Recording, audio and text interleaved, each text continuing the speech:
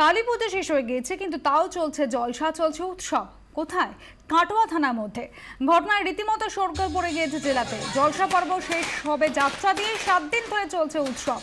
থানা চত্বরে অনুষ্ঠানের পর শেষ দুদিন স্কুল মাঠে আয়োজনের ব্যবস্থা করা হয়েছে। এদিকে এর মধ্যেই চলছে মাধ্যমিকের টেস্ট। ফলে খুব স্বাভাবিকভাবেই ছাত্রছাত্রী তারা পড়াশোনা করতে পারছে না, অথচ স্থানীয় বাসিন্দারা ভয়ে মুখ খুলতে পারছেন না।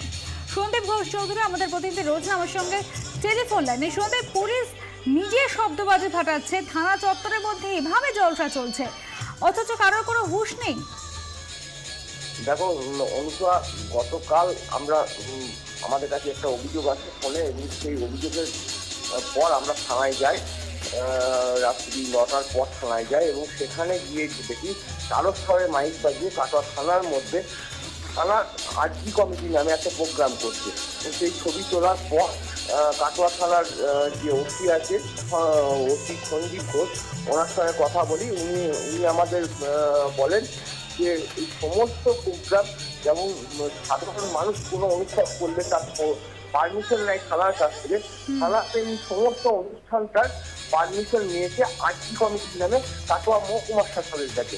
এবারে শুরু হয়ে গেছে, গতকাল থেকে শুরু হয়ে গেছে মাধ্যমিকের টেস্ট পরীক্ষা। সেই পরীক্ষার্থীরা যেহেতু থানার সামনে তাদের বাড়ি, থানার সামনে অনুষ্ঠান হচ্ছে, 7 দিন ধরে লাইট বাজিয়ে, মাইক বাজিয়ে, লাইট জ্বালিয়ে অনুষ্ঠান চলছে। তারা ভয়ে কোনো ক্যামেরার সামনে মুখ খুলতে চাইছে না। এখানে জানতে চাইবো, পুলিশ বলছে যে মহকুমা শাসকের কাছ থেকে তারা অনুমতি নিয়েছে। মহকুমা শাসক এই অনুমতি দিল কি করে? ছবি তো আমরা দেখতে পাচ্ছি পুলিশ নিজে শব্দবাজি ফাটাচ্ছে। অনুষ্ঠান সব থেকে বড় ব্যাপার, 7 দিন ধরে মাইক বাজিয়ে যে অনুষ্ঠান চলছে। মহকুমা শাসক আমরা যখন মহকুমা শাসককে জিজ্ঞেস করি, মহকুমা শাসক বলে থানার মধ্যে অনুষ্ঠান নয়, অনুষ্ঠান হচ্ছে মাঠে। যাত্রার যে আজ এবং আজকে রাত্রে একটা মাঠে যাত্রা আছে এবং আগামীকাল একটা যাত্রা আছে। এবং যাত্রাটা যেটা হচ্ছে সেখানে পরীক্ষার সঙ্গে কোনো সম্পর্ক নেই, এমনই কথা হয়েছে মহকুমা শাসক।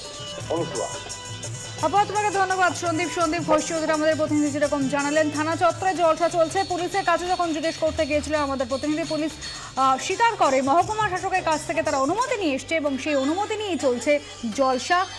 দেদার শব্দবাজি ফাটাচ্ছে খোদ পুলিশই।